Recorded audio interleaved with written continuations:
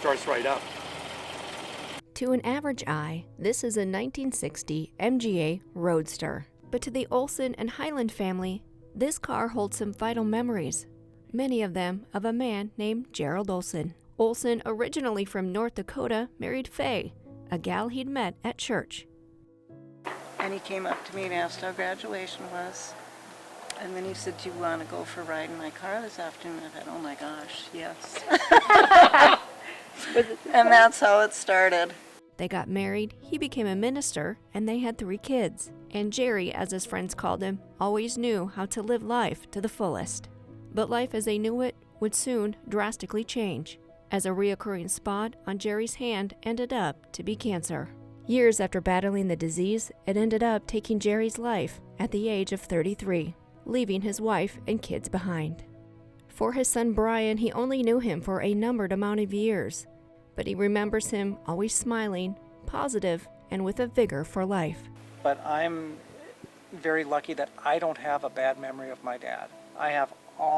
Every memory I have of my dad is him smiling, laughing, making someone else smile, making someone else laugh, making himself silly, making us Halloween costumes, and making the best out of everything, and eating popcorn with him. There's just not a bad memory of him, and I'm thankful for that. And that's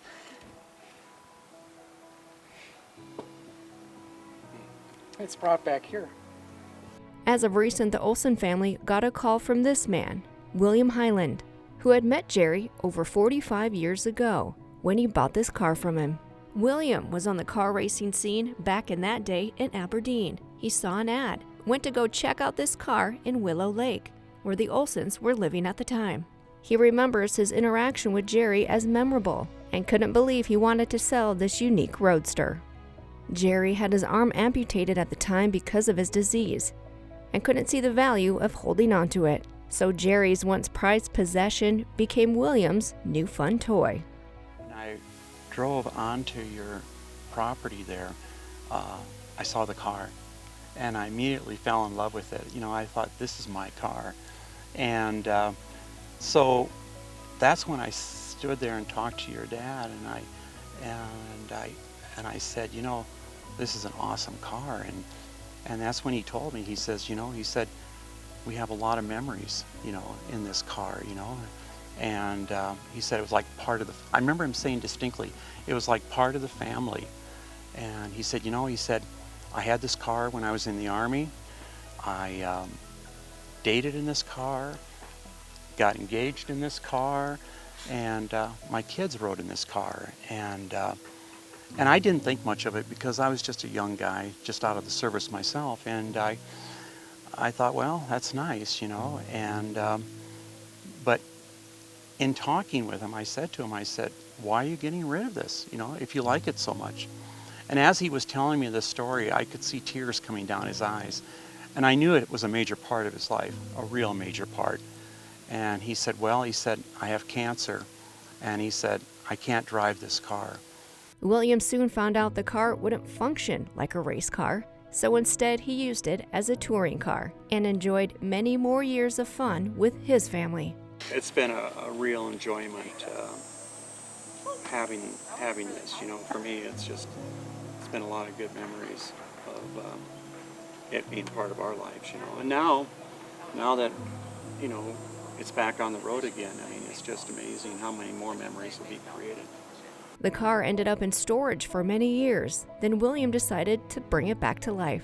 And when he did, he felt moved to track down the Olson family to share this special gift.